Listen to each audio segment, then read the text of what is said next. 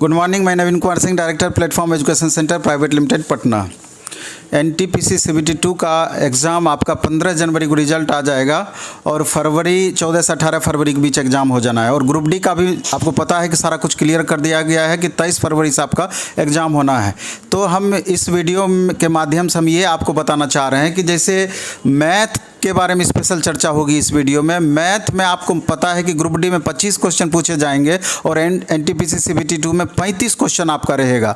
तो NTPC CBT 2 के संदर्भ में अगर पहले देखा जाए तो उसमें पिछली बार जो एग्ज़ाम हुई थी 2015-16 में, उसमें CBT 1 में उस समय किस तरह का क्वेश्चन पूछा गया था और CBT 2 में किस तरह का क्वेश्चन पूछा गया था, पहले तो उस पर चर्चा करना बेहतर हो जाएगा जिससे कि एक आइडिया आपका डेवलप हो। और इसके बाद आपको अभी इस बार जो NTPC CBT 1 का एग्ज़ाम हुआ है जिसका रिजल्ट आपका संभावित है जस्ट 15 जनवरी को आना है, तो उसमें किस तरह का क्वेश्चन पूछा गया इस पर हम डिटेल चर्चा करेंगे, क्योंकि इस पर चर्चा हो जाने के बाद आपका पूरा मामला क्लियर हो जाएगा कि NTPC CBT 2 का जो इस बार आप एग्ज़ाम देंगे जिसमें 35 क्वेश्चन आपका पूछा जाना है, तो किस तरीके से 35 में 35 आप मार्क्स ला सकते हैं। और साथ में 100% ये फ़ायदा आपको ग्रुप डी में भी पहुँचाएगा, चूँकि अधिक से अधिक क्वेश्चन का जब हम प्रैक्टिस कर लेंगे और 35 क्वेश्चन का, तो 25 क्वेश्चन वाला स्वतः आ जाएगा। और इसमें हम ये भी चर्चा करेंगे कि NTPC CBT 2 और ग्रुप डी के क्वेश्चन के पैटर्न में क्या अंतर हो सकता है या दोनों का सेम पैटर्न होना है। तो सबसे पहले मैं NM पांडे सर का स्वागत करता हूं अपने इस चैनल पर, नवीन कुमार सिंह के चैनल पर।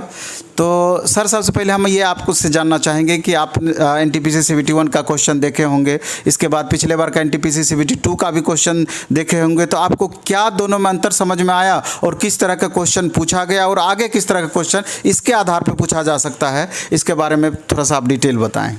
बहुत बहुत धन्यवाद सर, जो आपने मुझे इसका मौका दिया।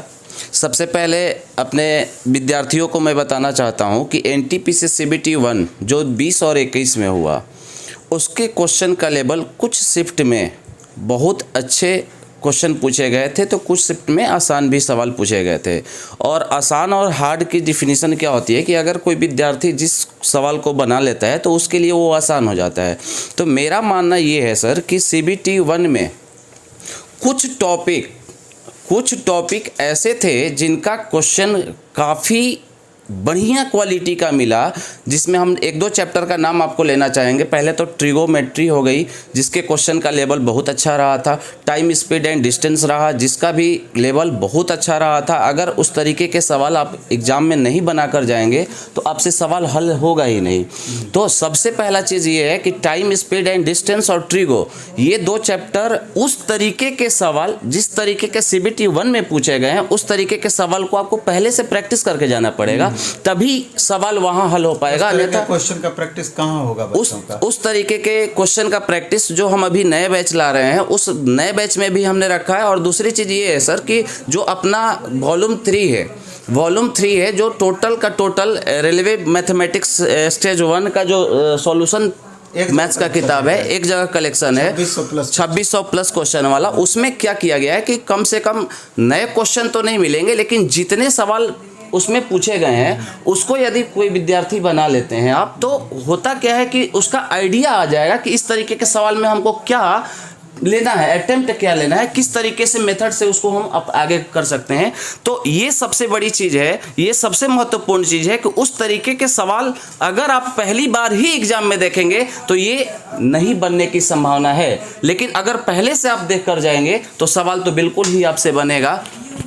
सर, हम ये चीज़ दूसरा कह रहे थे और सारे बच्चों को भी जानना चाहिए कि जैसे आप बताएं कि NTPC CBT 1 में जितने क्वेश्चंस पूछे गए थे, तो उसमें जो खास सेलेक्टिव क्वेश्चन जहां पर बच्चों को ज़्यादा प्रॉब्लम होती है, तो निश्चित रूप से इस बुक में सारा कुछ दिया हुआ है क्वेश्चन को। और इन सारे बच्चों को जो ग्रुप डी का भी एग्ज़ाम देंगे, CBT 2 का भी एग्ज़ाम देंगे, अगर 2600 प्रश्न दिया हुआ है, 2600 प्रश्न को एक बार 2 बार अच्छे से आप बना पाते हैं, तो इसमें आप 2600 में से आप ये समझिए कि 200-400 ही ऐसा क्वेश्चन होगा जिसमें आपको प्रॉब्लम होगा। बाकी सारा क्वेश्चन खुद से बन जाएगा। इसलिए सेलेक्टिव चिन्हित करके उस क्वेश्चन को आप बार बार बनाएं कि जिससे कि इस तरह का क्वेश्चन अगर दोबारा से मिलता है तो हमसे क्वेश्चन बनना चाहिए, हमारा स्कोर प्लस होना चाहिए, क्वेश्चन छूटना नहीं चाहिए। इससे होगा भी। हम आगे ये जानना चाहते हैं कि सर लगभग 60 दिन का समय बचा हुआ है, लगभग 2 महीने के अप्रॉक्स समय बचा हुआ है CBT2 के लिए। तो CBT2 के लिए इस 2 महीने में किस तरीके से बेहतर तैयारी संभव है, कैसे हो पाएगा? सबसे पहला चीज़ तो ये है सर कि बच्चे जो भी हैं वो खुद को ज़्यादा समझते हैं। जो मैं समझता हूँ उससे कहीं ज़्यादा अपने आप को वो समझते हैं। तो सबसे पहले विद्यार्थियों से ये आग्रह है कि अगर आप कहीं टेस्ट दे रहे हैं तो उस टेस्ट में मैथमेटिक्स का इवैल्यूएशन करें कि कौन सा पोर्शन आपका कमज़ोर है। जिस पोर्शन में आपकी कमी रह पाती है या जिस चैप्टर के सवाल आपसे नहीं बन पा रहे हैं, उस चैप्टर को थोड़ा सा इंगित करके और उस पर प्रैक्टिस करने की आवश्यकता है। ज़्यादा से ज़्यादा उस पर फोकस करना है।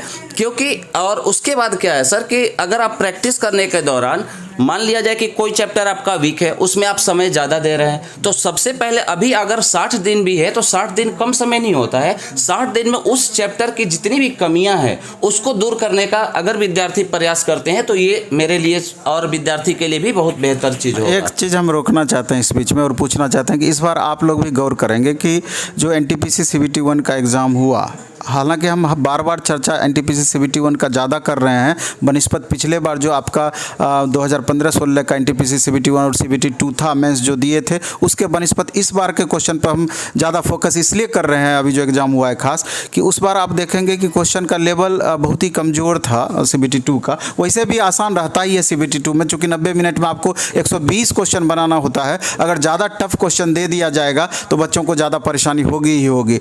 तो लेकिन अभी जो लेटेस्ट है TCS ही एग्ज़ाम कंडक्ट कर रहा है और आगे भी उसी को कंडक्ट करने की ज़्यादा संभावना है। तो मे भी कि अभी जो लेटेस्ट पैटर्न है इसको ज़्यादा फॉलो करें बनिस्पत पिछले बार का। तो पिछले बार के क्वेश्चन को भी अच्छे से देख लेना है। लेकिन एक चीज़ हम कहना चाहेंगे सर कि इस बार NTPC CBT1 में देखा गया कि अधिक सबसे ज़्यादा सवाल आपका नंबर सिस्टम से पूछा गया है। सिंप्लीफिकेशन टाइप्स का क्वेश्चन जितना भी था नंबर सिस्टम से, और लगता है कि 11 से 12 सवाल पूछा गया है। तो उसके बारे में आप क्या कहना चाहेंगे? सबसे पहले तो सर नंबर सिस्टम को समझने के लिए सबसे पहला चीज़ क्या है, रटना नहीं होगा, चीज़ों को समझना होगा। हर छोटी छोटी चीज़ को समझना पड़ेगा कि आखिर नंबर सिस्टम है तो उसके क्वेश्चन को हम कैसे बनाएं कम समय में। तो एकदम छोटा छोटा चीज़, जैसे आपका problems based on remainder theorem आता है या फिर कोई भी टॉपिक आता है, तो उसमें होता क्या है सर कि बच्चे याद करने शुरू कर देते हैं, लेकिन उस चीज़ को याद नहीं करना है, आपको समझना है चीज़ों को। हर एक छोटी बात को समझना है। अगर आप हर एक छोटी बात को समझेंगे तो बिल्कुल ही उसमें आप अच्छा कर सकते हैं। लेकिन सिंप्लीफिकेशन में सर एक जो कैलकुलेशन बेस्ड होता है, बुडमास के नियम पर आधारित जो सवाल आते हैं, उसमें तो हम कहना चाहेंगे कि वो सीखने से नहीं होगा, वो तो ज़्यादातर प्रैक्टिस करने से होगा। जितना आप अधिक से अधिक प्रैक्टिस करेंगे उतना ही वह कम समय में आपको फ़ायदा पहुँचाएगा। इसलिए बुडमास के नियम को समझते हुए सारा कुछ आपको प्रैक्टिस बहुत बेहतर तरीके से करना पड़ेगा, न कि आ गया बन जाएगा। विद्यार्थी गलतियां कहाँ करते हैं कि जैसे ही इजी क्वेश्चन देखते हैं तो सोचते हैं कि ये तो बन जाएगा, लेकिन वही परेशानी आपको एग्जाम में भी खड़ी कर देती है कि वहाँ जाने के बाद होता क्या है कि वो सवाल ही नहीं बन पाता है। एक बार बनाए और गलतियाँ हो जाएगी, ऑप्शन मिलेगा ही नहीं। ऑप्शन नहीं मिलेगा तो वहाँ आपका टाइम 5 मिनट का खराब हो जाता है। इसलिए वहाँ रुकना होगा स्टूडेंट को कि उस टॉपिक पे ज़्यादा से ज़्यादा प्रैक्टिस करें, तभी आप अच्छा कर पाएंगे। एक सवाल और सर मेरा था कि जितने भी सिटिंग में एग्ज़ाम हुए हैं CBT1 का भी और इससे पहले CBT2 का भी, सब सिटिंग में हम देखे हैं कि 3 से 4 क्वेश्चन आपका DI सेक्शन से रहा है, 3 से 4 क्वेश्चन। तो उस DI के लिए सर आप क्या बताना चाहेंगे, कैसे बच्चों का DI सेक्शन बेहतर हो पाए कि एक भी DI का सवाल छूटना नहीं चाहिए? DI में क्या है सर कि सबसे पहला चीज़ तो है ये कि लैंग्वेज को समझना पड़ता है कि लैंग्वेज क्या दिया हुआ है, लैंग्वेज क्या कह रहा है, उसके हिसाब से चलना होता है। और हमने जो एनालिसिस किया था टोटल 134 शिफ्ट का, तो हमने देखा क्या था कि जो लास्ट टाइम में एग्ज़ाम हुए हैं जुलाई के आसपास, उसमें DI का लेवल बहुत ही बेहतर रहा है। मुझे लगता है कि अगर विद्यार्थी वहाँ से प्रैक्टिस कर ले उस DI के सवाल को केवल मान लीजिए कि 50 50 या 60 सवाल पूछे गए होंगे, तो 50 या 60 सवाल का अगर आप वहाँ से प्रैक्टिस कर लेंगे तो ज़रूर ही बेहतर करेंगे। ये मुझे लगता है ऐसा कि ऐसा करने से बेहतर होगा। बाद बाकी आपका परसेंटेज वगैरह जो चैप्टर है, जो रेशियो है, एवरेज है, अगर ये आपका सही है तो DI का तो सवाल आपका ऐसे ही बनता है। लेकिन हमको लगता है कि ज़्यादातर बच्चों को वहाँ से आप प्रैक्टिस कर लीजिए जो NTPC CBT 1 में पूछा गया है इस बार, क्योंकि क्वेश्चन का लेवल बहुत ही अच्छा था, मैंने उसको बहुत गौर से देखा है। एक लास्ट में और सवाल है कि एक चीज़ छूट रहा है कि जैसे CBT 1 में एडवांस सेक्शन से भी अच्छा खासा क्वेश्चन था, CBT 2 में भी रहना है। हम ये मानते हैं कि पिछले 9 सीटिंग में जो क्वेश्चन एग्ज़ाम हुआ है 2015-16 की हम बात कर रहे हैं, तो एडवांस सेक्शन से क्वेश्चन कम पूछा गया था। फिर भी हमको लगता है कि 7-8 क्वेश्चन लगभग एडवांस सेक्शन से निश्चित रूप से पूछ सकता है आपका। और एडवांस ऐसा सेक्शन है कि अगर सब्जेक्ट पर अच्छे से आपका पकड़ है तो ये सेक्शन आपको भीड़ से दूसरों बच्चों को के बनिस्बत अलग कर सकता है, क्योंकि मैक्सिमम बच्चों को इस सेक्शन में ज़्यादा दिक्कत रहती है। तो यहीं पर अगर आप अपना स्कोर बेहतर कर लेते हैं तो दूसरे बच्चे से आप अलग हो सकते हैं। तो सर से हम टिप्पणी चाहेंगे एडवांस मैथ पर खास करके। देखिए सर, एडवांस मैथ्स क्या है ना कि एडवांस मैथ्स चीज़ जो है लेंदी चीज़ नहीं है, बहुत कैलकुलेशन भी नहीं है, आपको चीज़ों को समझना होता है। जैसे हम एडवांस जो आपको पढ़ाएंगे, जो भी नया बैच आ रहा है उसमें हम एडवांस पढ़ाएंगे, तो आपको ट्रिगो पढ़ना है, तो ट्रिगो में मात्र 3 ही चीज़ पढ़ाएंगे, साइन स्क्वायर थीटा जोड़ कॉस स्क्वायर थीटा बराबर 1, sec square theta minus tan square theta बराबर 1 और cosec square theta minus cot square theta. करीब करीब सभी विद्यार्थी इस चीज़ को जानते हैं। और मेरा ये दावा है कि अगर इन 3 चीज़ों को मैं समझा दूँ बच्चों को तो 80% सर पूरा का पूरा ट्रिगो देखते ही विद्यार्थी मार सकता है। तो ये 3 आइडेंटिटी ऐसी है कि अगर इसको आप फुल लेंथ में पढ़ लेंगे, कंसेप्ट के साथ पढ़ लेंगे, चीज़ों को समझ लेंगे, तो हमें नहीं लगता है कि सवाल बहुत ज़्यादा दिक्कत होने वाली बात होगी। और दूसरी चीज़ है ज्योमेट्री, जहाँ सबसे ज़्यादा अगर बच्चों को दिक्कत होती है तो ज्योमेट्री होती है। तो ज्योमेट्री में क्या है सर कि जितने थ्योरम्स वगैरह हैं, जितने प्रमेय आपको पढ़ने हैं, उनका कलेक्शन अगर विद्यार्थी अपने से सेल्फ स्टडी करता है तो कम से कम उन चीज़ों का आप CBT 1 के बेस पर ग्रुप डी में जो पिछले बार क्वेश्चन आया था उसको देखकर कम से कम जितने थ्योरम पूछे गए हैं वहाँ से कलेक्शन निकाल के कि कौन सा थ्योरम कितनी बार मैक्सिमम बार पूछा है, अगर उस पर सवाल प्रैक्टिस कर लेता है तो हमें लगता है कि वो अच्छा कर सकता है, उसमें कोई किसी तरह की दिक्कत नहीं होनी चाहिए। तो सबसे ज़्यादा चीज़ है कि प्रैक्टिस भी आपको करनी है और चीज़ों को याद भी रखना है। आप एग्ज़ाम में बेहतर कर सकते हैं, तो ये ज़रूरी नहीं है कि आप केवल कंसेप्ट पढ़िए तो बेहतर होगा, आप ट्रिकी पढ़िए तो बेहतर होगा, नहीं। अगर आपको एग्जाम में बेहतर करना है तो हर चीज़ का नॉलेज होना चाहिए। आपको कंसेप्ट भी आना चाहिए, आपको फार्मूला भी आना चाहिए, आपको प्रमेय भी याद होना चाहिए, आपको प्रैक्टिस भी करनी पड़ेगी। तो इन चारों चीज़ों का जब संग्रहण होगा तभी एक विद्यार्थी बेहतर कर सकता है। NTPC CBT 2 के लिए जो भी हम रणनीति पर चर्चा किए 100% ये ग्रुप डी में भी फ़ायदा करना है। बिल्कुल। तो अच्छा, आप एक बात बताइए कि पिछले बार का तो क्वेश्चन आप देखे होंगे 9 सीटिंग का, और ग्रुप डी का भी आप क्वेश्चन देखे होंगे, तो दोनों में अंतर क्या समझते हैं आप? हमको लगता है सर कि ग्रुप डी का लेवल जो है ज़्यादा है, बस केवल ग्रुप डी उसका नाम है, उसका लेवल बहुत ही अच्छा था। चाहे आप एडवांस सेक्शन की बात कर ले, चाहे वो अर्थमेटिक सेक्शन की बात कर ले।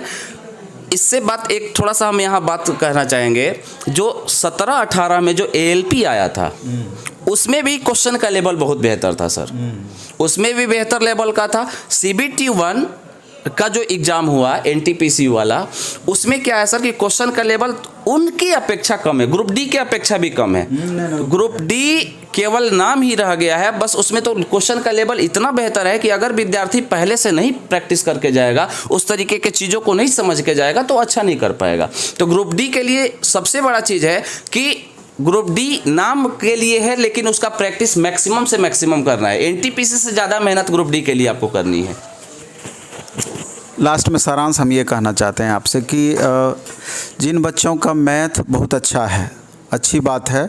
अच्छा है तो उसको और अच्छा करके रखना है। कोशिश करना है कि मैथ में 35 में से 32, 33, 34 मार्क्स हम कैसे लाएं, 32 से कम नहीं, क्योंकि अगर 120 क्वेश्चन अगर पूछेगा आपका ओवरऑल, तो जब तक आप मैथ के स्कोर को मैक्सिमम नहीं करेंगे तो 100 का आप टारगेट को टच नहीं कर पाएंगे। इस बात को गांठ बांध लेना है।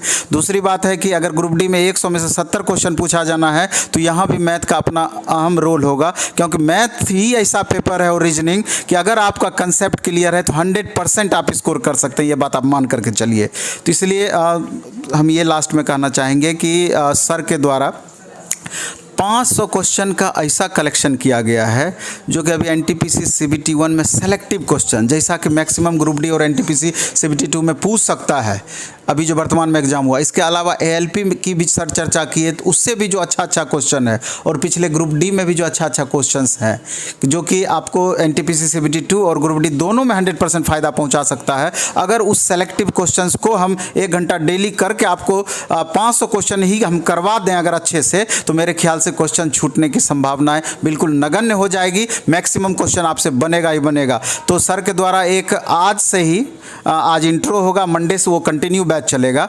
तो आज से ही मात्र 99 रुपीज़ में 2 महीने के लिए, यानी कि एग्जाम से 1 सप्ताह पहले आपका समाप्त होगा, एक स्पेशल बैच आ रहा है मैथ का 500 क्वेश्चन का, सेलेक्टिव क्वेश्चंस का, और हमको लगता है कि ये बेहद आपको फ़ायदा पहुंचाएगा। अगर आप चाहें तो इसको कंटिन्यू करके मैक्सिमम लाभ ले सकते हैं। धन्यवाद सर, धन्यवाद।